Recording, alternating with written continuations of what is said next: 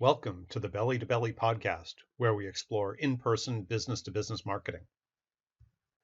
This episode is brought to you by Meet, the company that helps international companies exhibit at U.S. trade shows. Check them out at meetroi.com.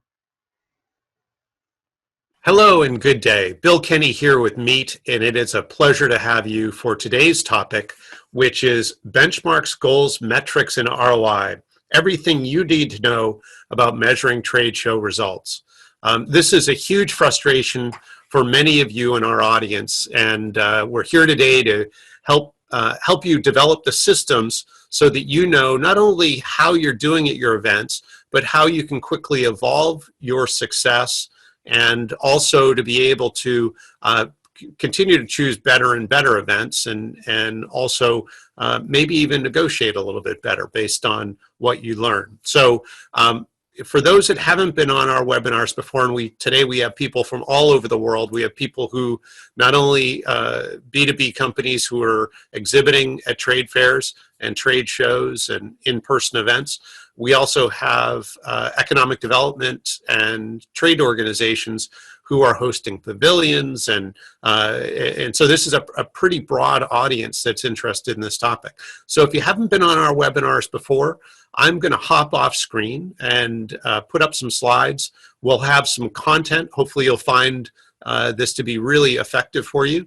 And then I'll hop back on screen and answer the questions that you pre-submitted and certainly any others that you want to submit. And if you're watching this as a recording, feel free to add additional questions in the YouTube comments or certainly email us, and we're happy to address any additional questions. So without further ado, let's hop into it. I'm going to pop on the screen share here and share my screen with you. So you should now see my slides, and I'm going to just make that box a little smaller. Okay, so the ubiquitous title slide, let's hop into our content. So you probably have seen this quote somewhere before. It says that 50% of marketing dollars are wasted. We just don't know which 50%. And you can imagine a marketing executive reporting this to the CEO at some point, and it's very normal. And trade shows, trade fairs, and in-person events fall right into this category. Traditionally, they're hard to measure, and today we're going to overcome that obstacle and help you measure them and also get much better at exhibiting. So you submitted many questions. We'll get to these at the end, but I at least wanted to let you know that we got them, and we'll definitely take care of addressing them. So our agenda is simple. We're going to set the table, define success, take a look at alternatives, and I would even say recommendations. We'll look at an event cookbook, which essentially will be a tool to measure ROI. We'll take a look at future value. So from this information, what do we do and what actions? How will it help us improve? And then again, your questions, and feel free to submit additional questions as we're going. So just so you know a little bit about me, and the intent here isn't to be marketing oriented, but just so you know the context of my comments. At trade shows, I have been both an exhibitor, I have hosted trade shows, and now advising and supporting companies who are going to trade shows. In doing this for 30 plus years, and we have a team that has similar experience. And our company specializes in helping international B2B companies enter and scale into the US. And we kind of have 4 different areas we focus on. The strategy, so kind of the things we're talking about today, and essentially helping with event selection and planning and ROI measurement. We'll also provide staff, we'll get the executive speaking opportunities, and we'll do all sorts of sales support, such as appointment setting and competitive intelligence and things like that. So that's the extent of the marketing. So if you have questions on that, please reach out. Certainly happy to help you. And if we're not the right resource, happy to refer you to someone who might be better. So in any event, So let's hop into the content. So setting the table, obviously, this is kind of a massive topic, and again, one that many of us struggle with. So we want to make sure that there's context to where we're going to go. So the first question we get asked is, are trade shows still relevant? You know, they've been around forever. You know, we have the digital age. My gosh, can't we do all this electronically? And so when you look at B2B sales, really every other form of marketing that you use is aimed at creating appointments with an executive or with an economic or a buyer with budget or authority. And the kind of the cool thing about trade shows is that you're actually face to face with people. So you actually get to skip a few steps forward in building relationship, because it's not some sort of electronic bot that finds them. It's actually a person, and that interaction has significant value, and you can qualify and disqualify better in person. You can understand empathically people's points of view that, again, help you move not only this relationship forward, but also build the system of building relationships and converting or essentially acquiring good prospects and converting them to good customers. So that process gets easier because of the feedback and the interaction that we can have in person. So if we're going to be friends, and I so want us to be friends, is we need to agree on what a prospect is, because this is actually it seems like a fundamental issue, and it certainly is, but it's something we see companies struggle with all the time, and not just early stage, but very mature companies struggle, and we see everything from this sort of definition to prospect definition creep. In other words, the who we're targeting tends to expand. Some of us get scarcity mentality, and we don't want to deselect anyone, but we do that at our own peril, because when our marketing becomes less focused, when we're trying to speak to everyone, we end up speaking to no one, and we need to make sure that we really have a very tight definition of a prospect. So as we see it, there are three qualities that a prospect has, very simply. They have to have a need, they need to have money, and they need to be urgent. If they're not all three, they're not a prospect. If they have two out of the three, they're not a prospect. It's really, really critical that we not only believe this, but that we build our buyer personas and who we're targeting based on this criteria, because this will inform literally 100% of how we build our marketing strategy, and essentially our success will come from our ability to do this. The easiest way to remember this is just think need, money, now. So again, need to have a need, they need to have money, and they need to be urgent. So why measure? Ultimately, again, this is the day of adages. The next adage is, if you can't measure it, you can't manage it. Ultimately, we want to inform our decisions. That's our goal here. This is very much like the GPS in your car or on your boat or on the golf course. This is giving us waypoints, this is giving us direction, and it not only informs our decisions and helps us make better decisions, but it helps empower our team to know what good and better is. And there are lots of ways that we can use this information, not only to measure results afterwards, but actually to set targets beforehand. And we'll get into that as we look at our trade show cookbook, which will be a very powerful tool for you. So we're going to measure things both absolutely, and then comparatively. Certainly, the first measurements we do will be absolute because we'll have no relative measures to do any comparisons. So they'll be very abstract. In other words, we're measuring this event and essentially evaluating it abstractly. But as we get some history, we'll be able to do some comparative measures, both against that same event in a different period or in the future, and also event to event, and being able to look at how we're progressing with like audiences or dissimilar audiences even. And so there are a lot of sort of ways that we can use this information. So return on investment is really a very simple formula. It's simply gains minus costs, which is essentially the change, right? The delta, what we got over what we spent, or minus what we spent, gives us the change or the gain, and then over the cost. So we have to know what we invested to get this return. And so really simple formula. And what we're going to find is that the costs are really fairly easy. And we're going to have both direct and indirect costs, and probably easier at first just to look at direct costs. In other words, these are things that we can talk to our accounting department about, and to be able to establish, the cost of the event, the cost of flights, the cost of hotels, and so on. And the real direct cost.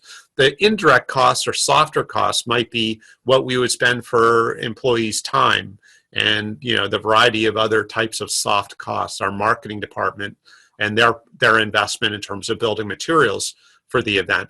But again, the costs are really much more an accounting function and easy to establish. The gains, on the other hand, quite often are elusive because there are so many different things that we can look at in order to establish what the gains are. And we'll go through those, but ultimately, we're going to spend most of our time today talking about not just what gains we might want to look at, but also how we can measure them and begin to rationalize them so that they can give us good information. So defining success certainly is a challenge for a lot of us, and that's really the fundamental part of what we're going to talk about today. So let's take a look at how we might define success, because that's going to be the gains that we talk about. So what gains could we possibly look at? And quite often, the one gain that I see people measure all the time is how many cards did we collect? How many people did we meet? Certainly one way to measure it, probably not super productive, as we'll see in just a moment. We could also look at the quality of prospects identified. So we might look at a subset of those cards, and those that fit some criteria.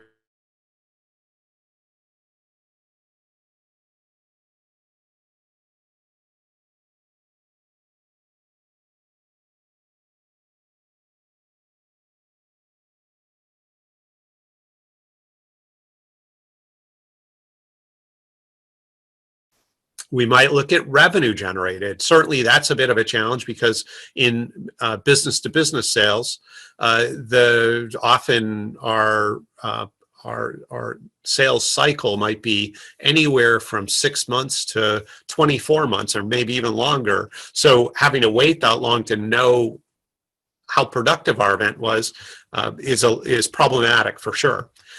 Here's the one that we'll probably circle and really get to focus on, and where we've found is the key metric in all of this, and that is the number of prospect appointments set. And we usually look 15 to 30 days post-event, and we'll look at how many appointments resulted from this event.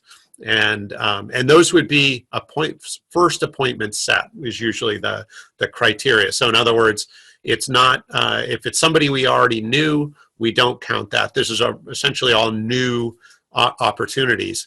But a number of appointments or prospect appointments set, or first appointments set with new prospects.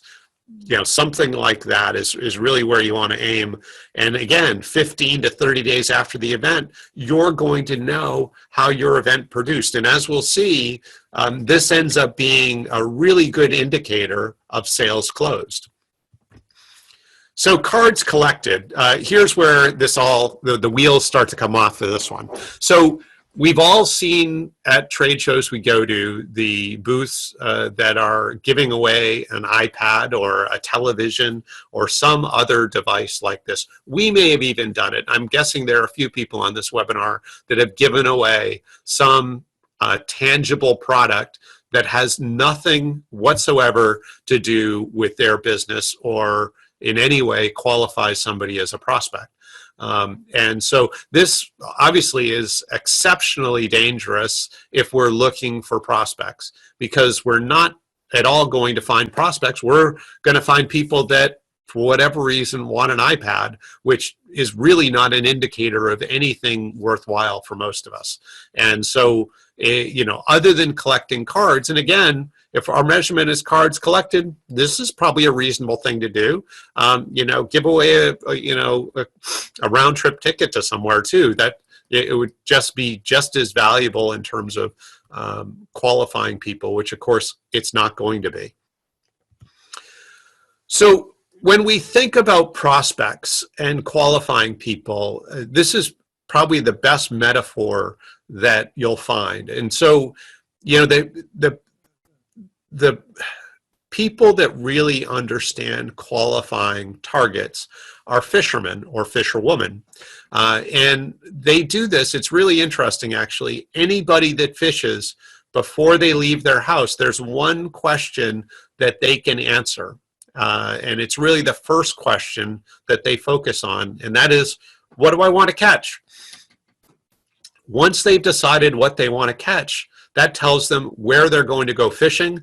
It tells them what equipment they're going to take, and ultimately it tells them what bait they're going to put in the water.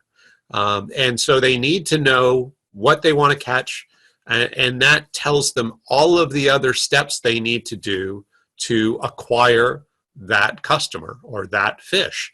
And so when you think about this, and the reason I throw up a graphic about freshwater fish in America is to really demonstrate how many fish there are. In fact, probably most people on the call don't know that there are 34,000 species of fish in the world, and there are lots of subspecies. So there may be 100 or 100,000+ different types of fish that somebody that fishes when they're leaving their front door might choose to target or look to catch. And again, that's going to change you as they choose different ones. It's going to change where they fish, what time of day they fish, what equipment they take, what bait they take, what bait they put in the water. Essentially, all of those types of things might change. But the real brilliance of somebody that fishes is not the selection of one fish, it's the deselection of 33,999 species. That's the much harder part of this, is to say, by choosing this, we're not choosing, in fact, we're not at all interested in choosing these other ones. And so making sure you understand that, and as you're defining what you want to catch, that it's really a very conscious effort to say, we don't want to catch these other things, which helps us much better tune the type of bait that we're going to use. So, we can measure certainly the quality of prospects identified, and in doing so, the quantity of high quality prospects can be certainly measured, and making sure that we catch what we're aiming for. We can look at cost per lead, so fairly simple. It's just a math problem, and again, we'll get that information from accounting in terms of our cost, and we'll know the number of leads we can collected. We can look at media traffic generated. That certainly could be social media, print media, electronic and TV media, all of that. We can look at revenue generated. Again, the biggest challenge of that is it's a long time to get that number. And by then, you'll have different salespeople, you'll have different, all different types of strategies and tactics. So it's really hard to say that that's going to be any value whatsoever. And again, where we're going to really focus here is taking a look at the number of prospect appointments set, because we can do that, and it's going to be something that we'll know in a very short time frame to be able to establish the value of this event. And again, this is going to be a very good leading indicator of sales closed.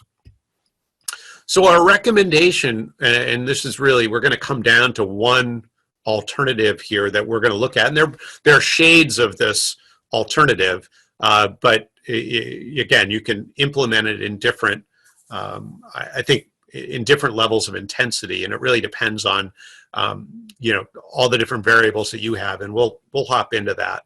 So the marketing funnel, and we're going to talk both about a marketing funnel and about a sales funnel. They're very different animals. So the goal of marketing, when we look at B2B, if we really distill it down, is to, at the beginning, find suspects, people that we think are prospects, and move them through some kind of a process, a nurturing process, to get them to a place where they agree to an appointment. And so this is our representation of what that looks like. We're going to go through 3 stages. We're going to go from awareness to intimacy to trust.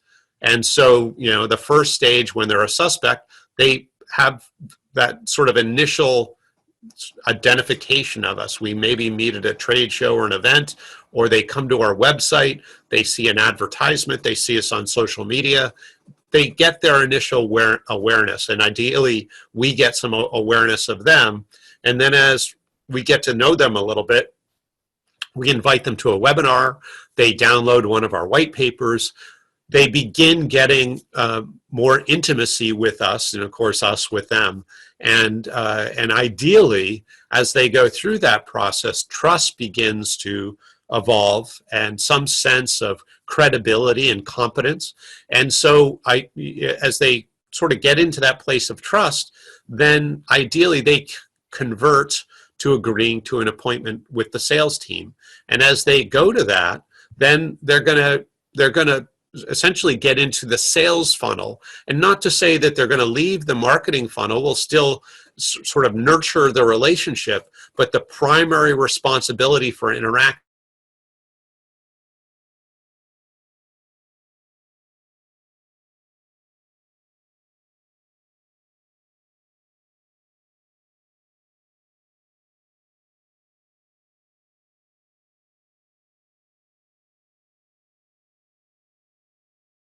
prospects, and we've got other webinars on this in terms of our strategy in the booth and in the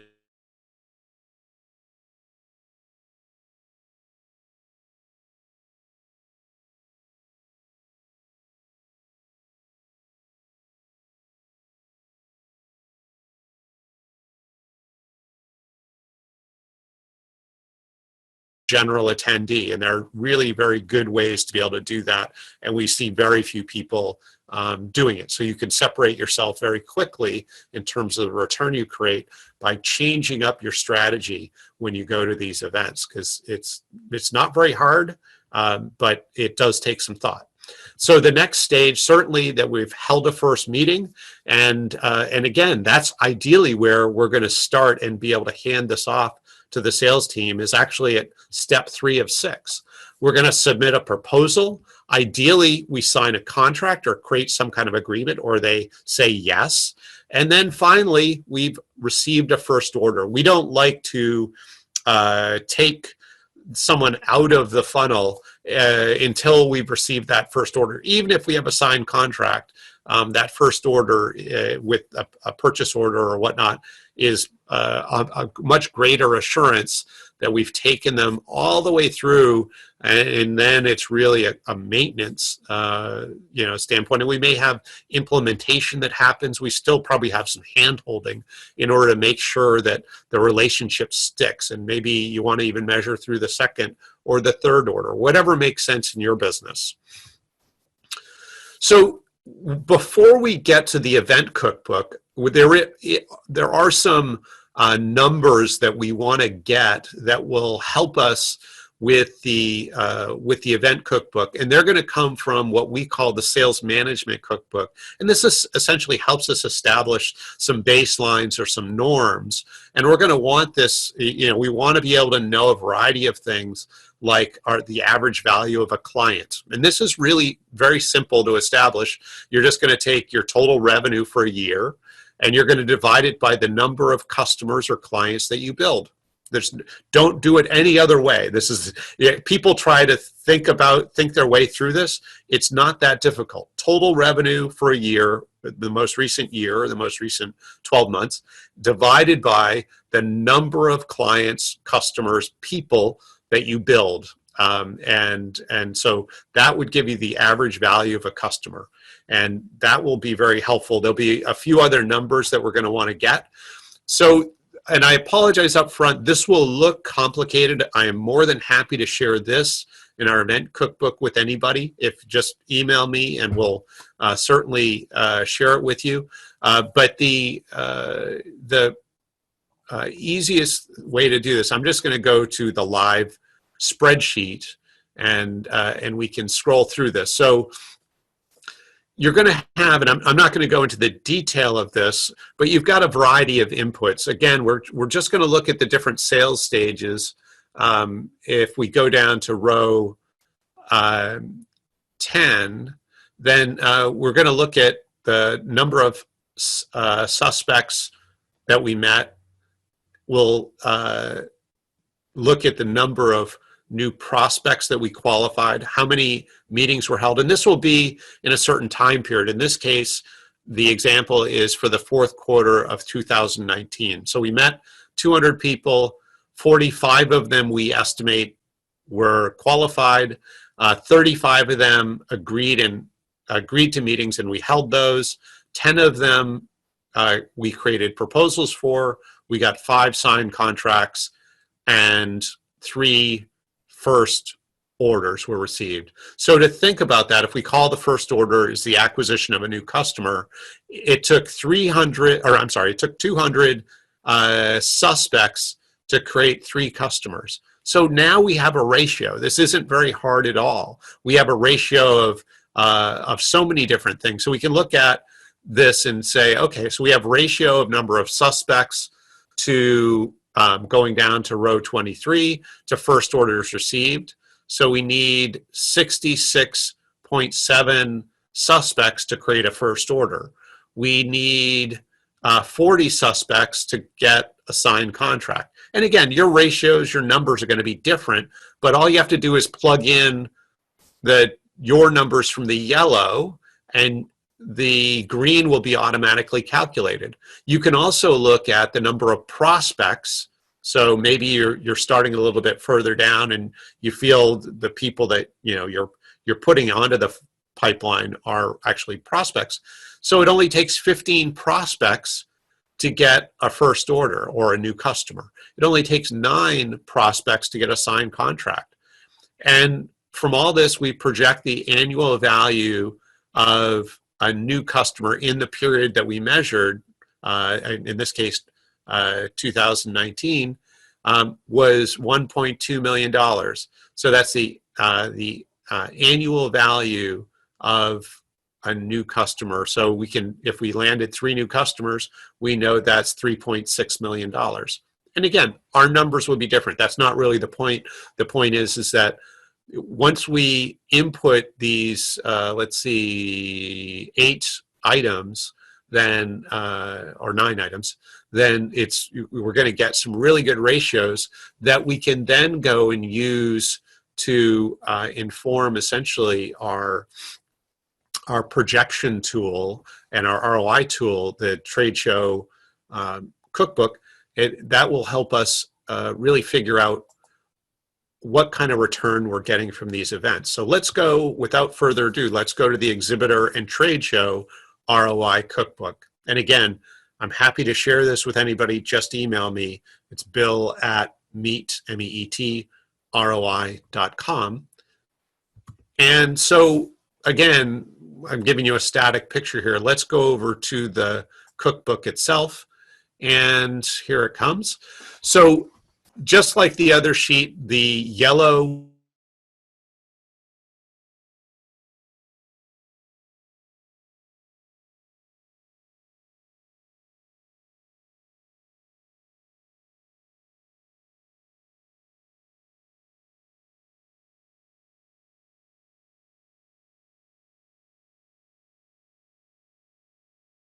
how many I should mention that we separate out activities. You'll see here prospect revenue goal in the booth, parenthetically on row 7, and agreement signed revenue goal sales. So at trade shows, B2B trade shows, we separate out roles. There are the activities that go on in the booth, and there are the activities that go on outside the booth. In the booth, we look at the trade show booth for B2B companies. The only focus that we really have is essentially identifying the prospects that are in the event for this particular company. And so if it's an event with whether it's 1,000 or 10,000 or 100,000 people, we want to find the 0.5 or 0.2%, 50, 100, 200 prospects that are in the room. Again, they have to have a need, they need to have money, and they need to be urgent. So the booth is totally focused on that, both in terms of the message that we'll create. So we're not going to give multiple messages, ideally one message, and it's going to be aimed, it's going to be bait for that particular fish we're aiming at. Outside the booth are going to be where the salespeople are. They're going to be in one-on-one meetings with ideally people that are already prospects that are already in the sales funnel. Maybe they have a proposal, or we're at the later stages of signing the deal, or they're meeting with existing customers that we can get more business from, we can penetrate further, or maybe they're meeting with strategic partners. In either case, they're working on closing business. We're not going to close business generally in the booth because we know our sales cycle is longer than that. We need to get to the point of trust. We need to have direct meetings, one-on-one type meetings, in order to both qualify, propose, and close on that business. And that's generally not going to happen in the booth. We can always skip people forward if they come to the booth and they're more accelerated to have a one-on-one meeting with the salespeople, but the normal people we're interacting with at the booth, we're really just trying to identify the prospects of all of the suspects or all of the attendees. We want to separate out the vast minority, or the minority who are actually prospects. So we're going to have different goals for each activity. We want to, and again, this is an example. So we're saying in this example that in the booth, we want to identify at least $150,000 of new business. And in the sales activity in row 8 here, we want to close at least $200,000 of business. These numbers are very arbitrary. I just threw them in here to put some numbers in. And then the partners we want to meet, and you might not have a partner goal at every event or even any event, but in this case, we want to identify 6 partners, and we want to shop 12 competitors.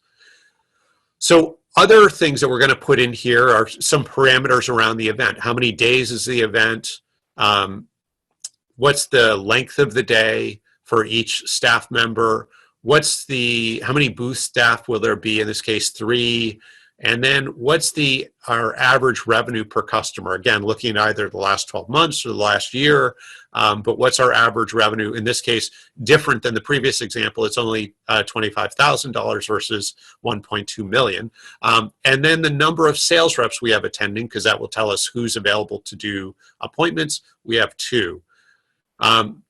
And then we're just taking some ratios that we know about our business. How many prospects do we need to have in order to get an appointment?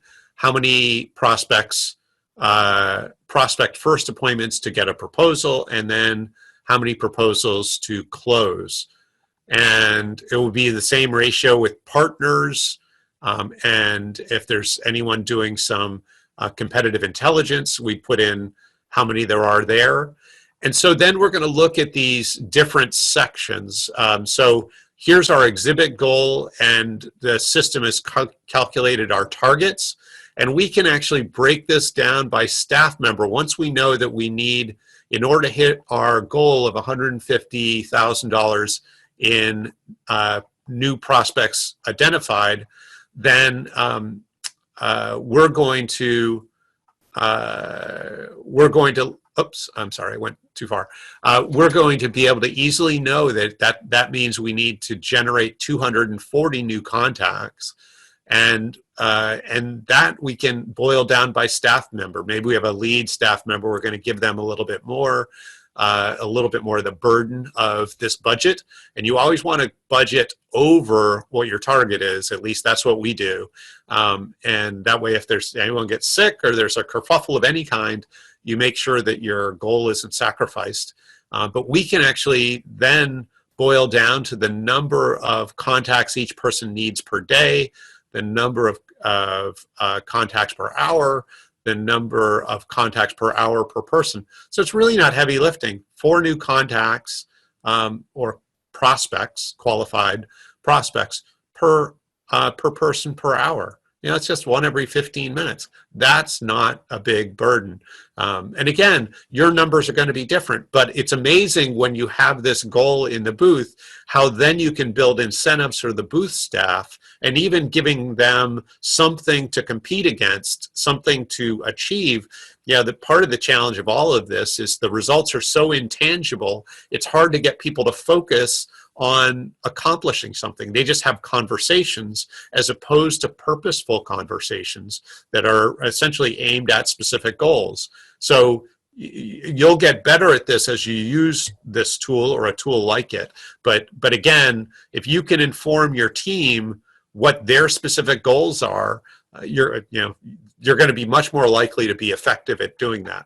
You can do the same thing with the sales rep. So if our target is $200,000 in closed business, then what is that? It's going to be 3.3 appointments per rep per day, according to line 40. And we might have a disproportionate budget for each rep. Maybe rep 1 is much more experienced and rep 2 is newer, or rep 2 is only going to be there one day, or whatever the case might be. But again, you can build your targets by rep. And so it's really important to be able to do that. And you can equate the cost per revenue created.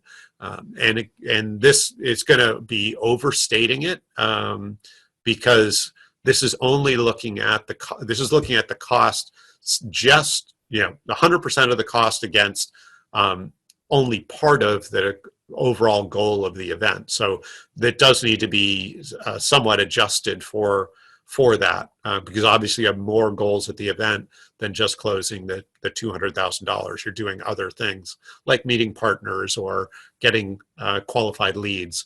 And so again, you can look at partners, you can look at competitive intelligence or competitor intelligence, and in each case, give who's ever performing that activity specific goals, and then you can measure against those goals. So here's your goal, here's your results, here's how you performed, and you can do that on an hourly, a daily, an event by event basis. And again, you can then make that your metric for how do you choose who gets the privilege of going to future events. Because sometimes in many organizations, going to events is looked at as something that's a reward. We're a meritocracy, man. This is not a reward. You have to earn the right to go to these events, and that's going to be based on your performance. So that's going to be a real key feature. Again, we're kind of hitting a lot all in one shot. Please reach out if you would like to go through or to be emailed these. I'd be more than happy to email these cookbooks to you and or have a call and walk through them in more detail for your specific purpose. All right, so it's great to have this information, but what's the future value of it? How do we use this information to really make our event decisions better, to improve our performance at events, and so on.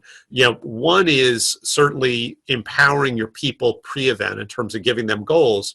Besides that would be to be able to do event-to-event comparisons.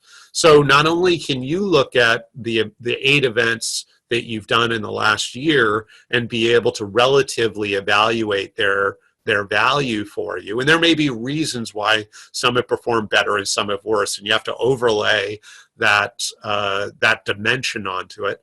But one of the really cool things that you can do besides your own assessment and how you would improve your performance is you can actually take this, for example, to the bottom 4, and I very regularly do this for our clients, is I will go and, as we look at every quarter at our events, I'll go in and talk to the people who are on the bottom half of the performance, that are different event hosts that are in the bottom half of our performance ranking, and talk to them as a partner about how do we improve the performance at their event. The goal is that we think your audience is the right audience for us, right? It's the right fish, it's the right body of water, it's the right pool.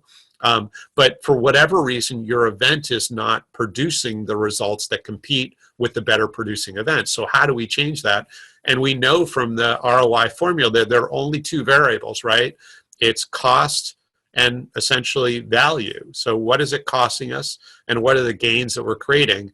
And so we either have to get better at creating gains, or we have to reduce the cost, or maybe a combination of those two. Maybe we need a better position, or maybe there's a variety of pre-event and post-event values that the host can give us, or maybe they reduce the cost. But ultimately, we need to be thoughtful about how we do this. And I can tell you, as an event host, I never had anyone come to me with this. And I know that when we go and talk to event hosts with this kind of information, they are so open to working with us, because here they finally have someone that's approaching event participation analytically as opposed to emotionally. And most people approach this emotionally. It's either we've always done this or these events before, and so that's our comfort zone, or that's where we feel we should be, or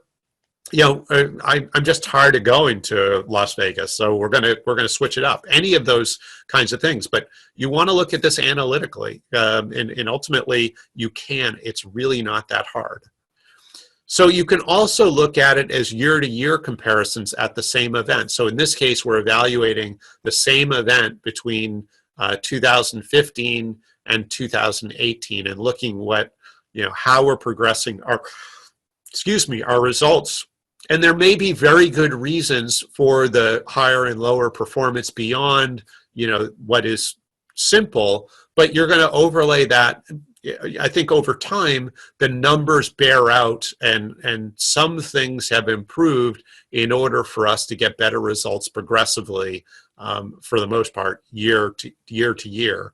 And so we just want to make sure that we're aligned with what we're doing and continuing to improve on that, so that we're optimizing the results we get at these events.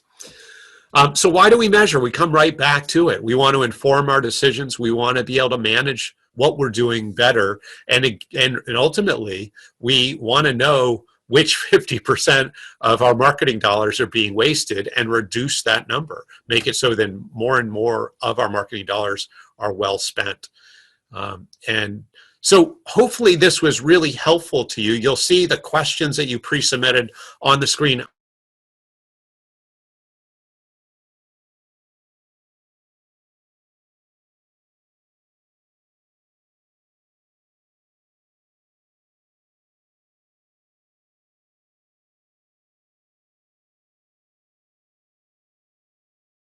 Which I certainly would invite you to email me or call anytime.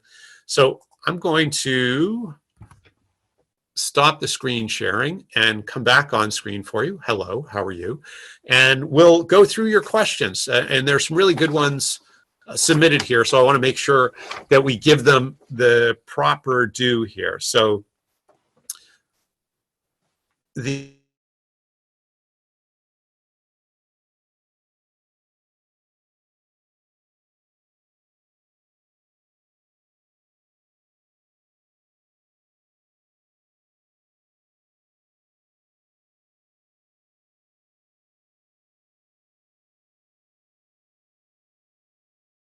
I would say the first thing to do is to start measuring, and your ability to evaluate your conferences is going to be much better. So when we work with market entry clients, we don't typically in the first 6 months do anything that is a big investment. In fact, it's all local and regional events because we want to solidify both the sales process and answer some of the questions that we talked about, like having some assurance that we're aiming at the right fish, making sure that our value proposition is strong and that we're going to the right places, and that our call to action or our bait is compelling.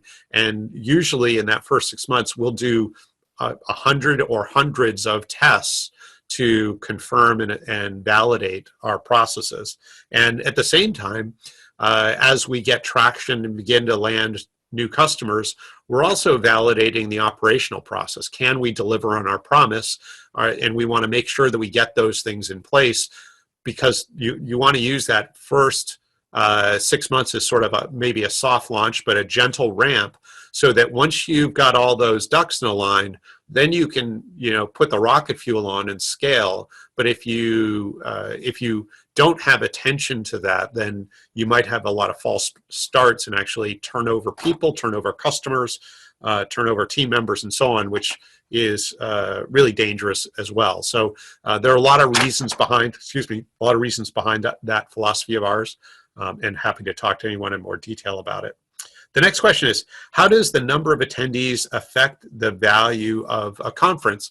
I think by itself, it should, assuming similar quantity or quality of people in attendance, and that's not being diminished by quantity, then certainly quantity having more is generally better, because it gives us a bigger pool from which to pull qualified prospects. So, but it's not a perfect answer. Again, you're asking this with probably some context, but as long as it's not overwhelmingly diluting the quality of the prospects, then I would say more is generally better, but not in the first 6 months.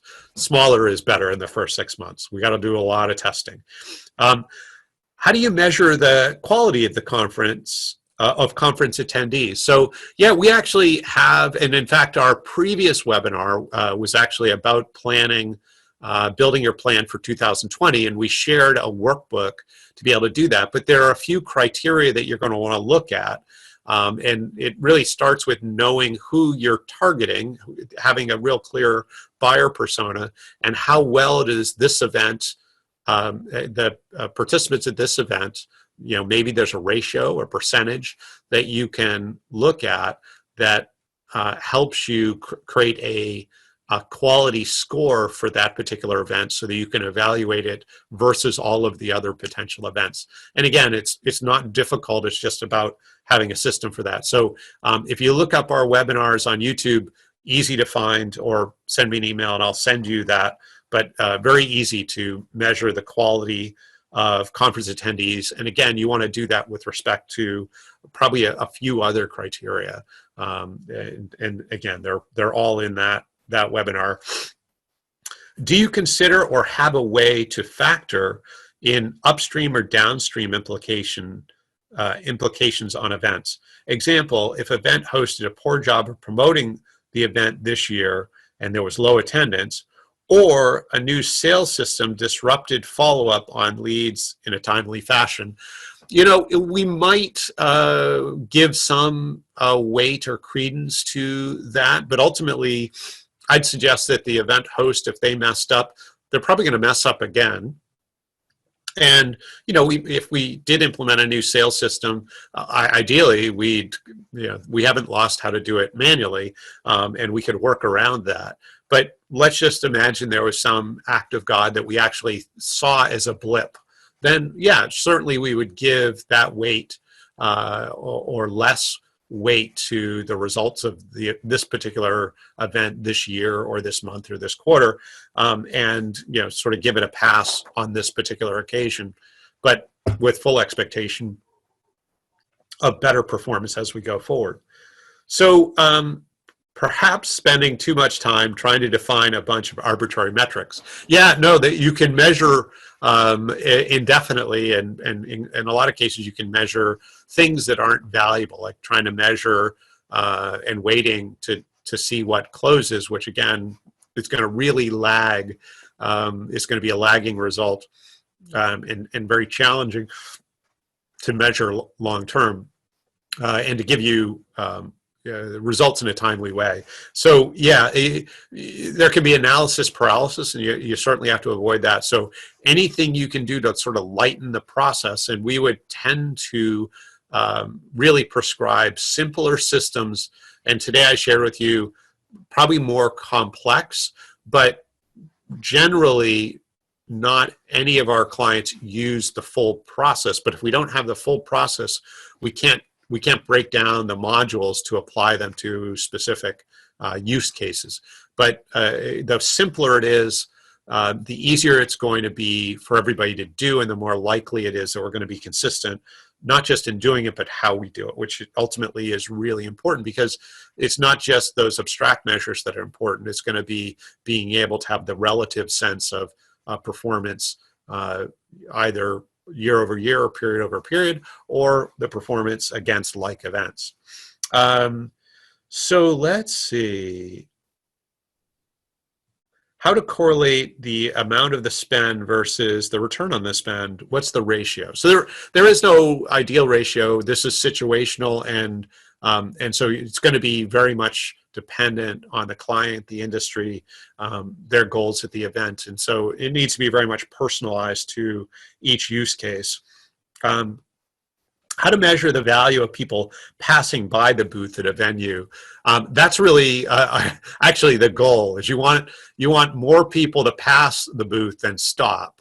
Just think of the fish underwater. If you have the right bait, many more fish swim by the bait than nibble on it.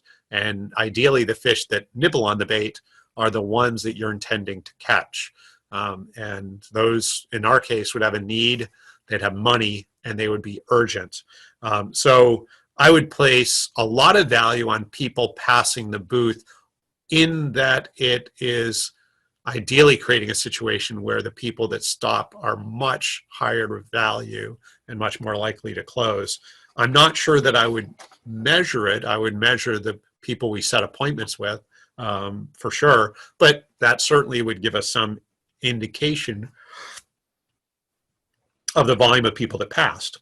Okay, so the amount of people who are not doing it, yeah, almost no one successfully measures ROI at events. So that's why this information hopefully is both valuable for you and something that you see as at least a part of it where you can implement and begin getting some good metrics about what you're doing. There are so many trade shows. Would appreciate some tips on how to determine which make the most sense. Again, I'm going to recommend our last webinar, which was all about creating your trade show plan. So it was about building that strategy and evaluating which events to do, and we give tons of great information there. If you have any questions about how to find that webinar, please just email me. And then welcome tips how on a modest budget EDOs can maximize trade show attendance and booth. So yeah, that last webinar is perfect for this, and sort of how do you evaluate. But look at, there are lots of events that you can participate in that are much lower cost, but ultimately the first thing starts with really well defining who you want to catch, who you want to connect with and attract, and then it's really about looking at the array of events where those buyer personas are, and then utilizing those events in a way that you can identify and engage and enroll those prospects. And then the last question here are tips, tricks, and common things to do prep and connect with others post trade show in follow up. So yeah, no, there are tons of great ways to do follow up, and ultimately you want to have a really strong nurturing system that gets people. If we go back to that marketing funnel, that gets people, number one, that we identify those prospects, or we may start as suspects, but then our marketing funnel acts in a way that our prospects continue through, because we're providing them with opportunities and content and information that only they're interested in, and then they continue down to a place where, again, we have enough trust where they agree to an appointment, and then it becomes sort of a more sales-driven process from there forward. So hopefully this has answered many of your questions around creating good measures and in a way that allow you to sustain ROI measurement and also to inform much better decision making and help, whether it's help you negotiate better, help you empower your team to perform better at events. All of these are sort of key features of being able to use this process well. I'm going to invite you to please email me with any additional questions. We'd be happy to talk with anyone one-on-one and really go through your situation. It's really would be our pleasure to do so. And again, no obligation. And if it simply ends with us saying, good luck, or connecting you to another resource, we'd be very happy to do that. So my email again is bill@meet, MEET, ROI, as in return on investment.com. bill@meetroi.com. So thank you. We hope you have a great rest of your day. It's 2020, and we really hope you have a super productive year and are able to kick butt and create unparalleled results to really break your budget and really just have a great year. So that's enough. I hope this has been productive, and we'll talk to you again hopefully sometime soon. Bye for now.